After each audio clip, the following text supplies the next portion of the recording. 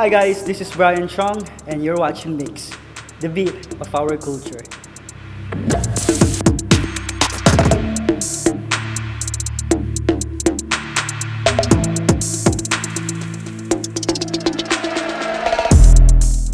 This album Departure, it's about my past. Parang ito yung mga bagahe ko nung kabataan ko na iiwan ko na sa future. And I made this this album to remind me kung saan ako nang galing at yung mga pinagdaanan ko rin. Kasi hindi rin naman ako perfect na tao. And I just want to diss myself talaga sa mga pagkakamali ko. That's it.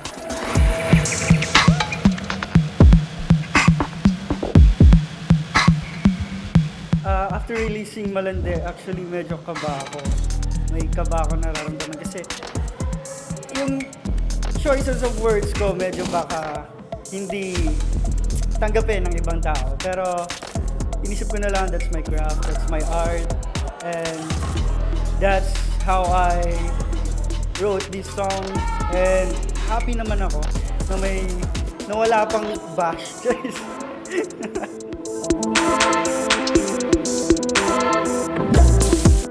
Actually, ilan pa lang yung nakakarinig ng album ko and mostly mga supporters ko. So, parang malabo ako magkabash ko. Pero may tiwala naman ako sa mga songs ko. Sa lahat ng songs ko sa Departure. At alam ko namang magugustuhan ko ng marami.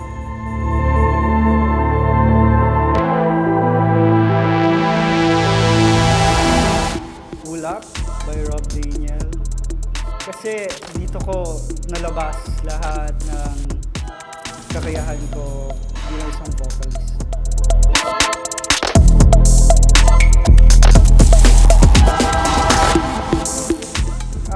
Of course, a captain, a pilot. Kasi it's all about departure. Umikot siya dun sa song ko na Aeroplano.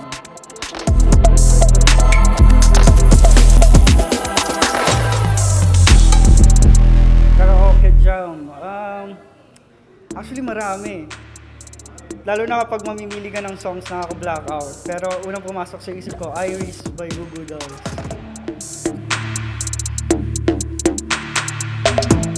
Silence, katahimikan siguro. Ano kasi akong tao, medyo introvert talaga ako. And mabilis maubos yung social battery ko. And after shows, kinakailangan ko lang siguro mga 15 minutes na me time na wala akong iisipin, na i-focus ko lang yung tingnan ko isang bagay. Hindi ko alam, nakakuha ko ng peace sa ganun. Pag-uwi ko ng bahay, isa sa mga ginagawa ko palagi para ma-clear yung mind ko tsaka ma-reset ko yung sarili ko, maglaro ng video games. Yun talaga yung kapag ginagawa ko parang walang pressure na nararamdaman. Ang nilalaro kong mga video games usually puro co-op.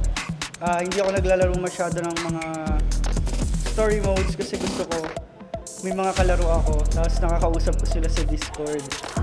Kung familiar kayo sa laro na Dead by Daylight, yan isa yun sa mga nilalaro.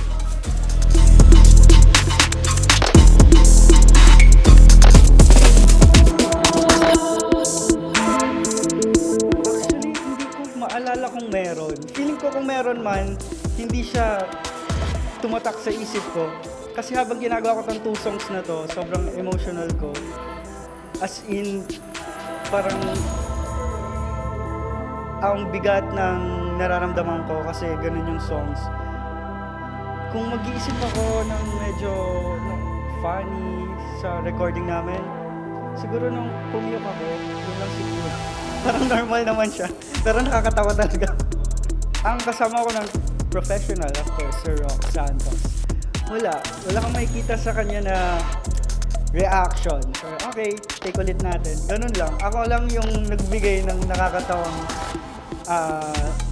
reaction. Kasi hindi ko alam, hindi ako sanay or nabigla lang din talaga ako.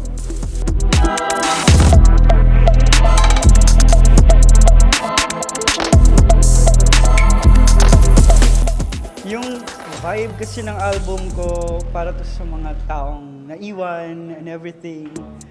And yung pinaka main track ko dito is Aeroplano.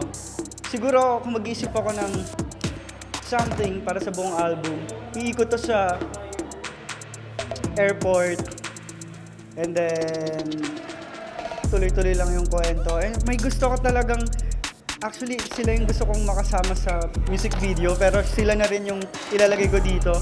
Si Will at saka si Bianca, kasi ewan ko, may ginawang video ang Star Pop na sobra kong nagustuhan. Mga cat videos lang ng PBB nila dati. And nahook ako sa kanila sobra. Title ng movie, gano'n. Di na ko lalayo, Aeroplano na lang. Para mabilis.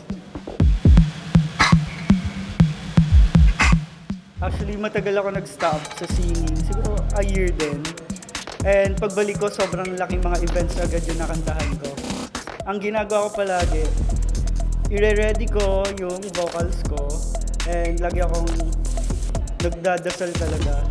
Sabihin nyo ng cheeky, pero yun talaga ginagawa ko. Bago ko sumalang, bago ko umakyat. Sabi ko lang, please guide me sa mga mag-perform. And doon ako nakakuha ng peace, nawawala yung kaba ko. And ang ginagawa ko din, gumagawa ko ng mga weird movements na kahit ano-ano, gumaganyan lang ako. Na maraming tao. Kasi once na ginawa ko yun, mawala na hiya ako sa stage.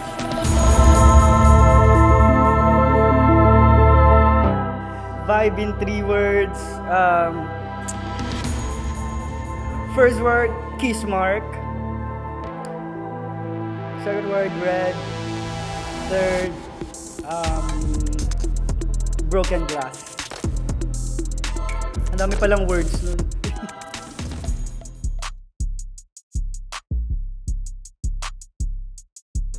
Alright, first song. Ako ang kumanta nito, Tahan. Sinulat ko to kasi ito yung mga gusto kong marinig na sabihin sa akin ng isang tao na hindi ko pa naririnig. And ganito siya.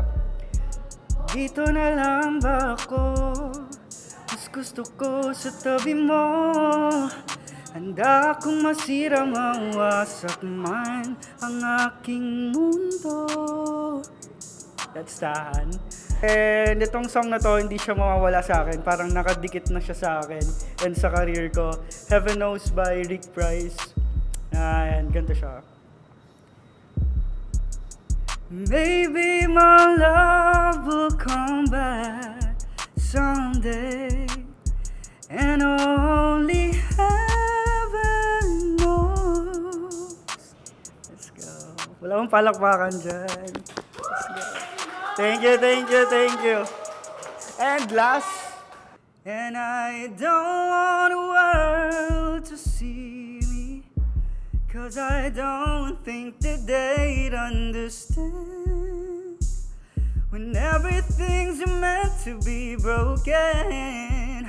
I just want you to know who I am. Alright guys, once again, this is Brian Chong, and gusto ko lang po sabihin sa inyo na available po ang aking Departure album sa lahat ng digital streaming platforms online. And of course, sa mga manonood po ng sine, ngayon darating na MMFF, panoorin po natin sabay-sabay ang Call Me Mother, starring Miss Nadine Lusria, and of course, Meme Vice, dahil ako po ang kumanta ng kanilang OST na Tala.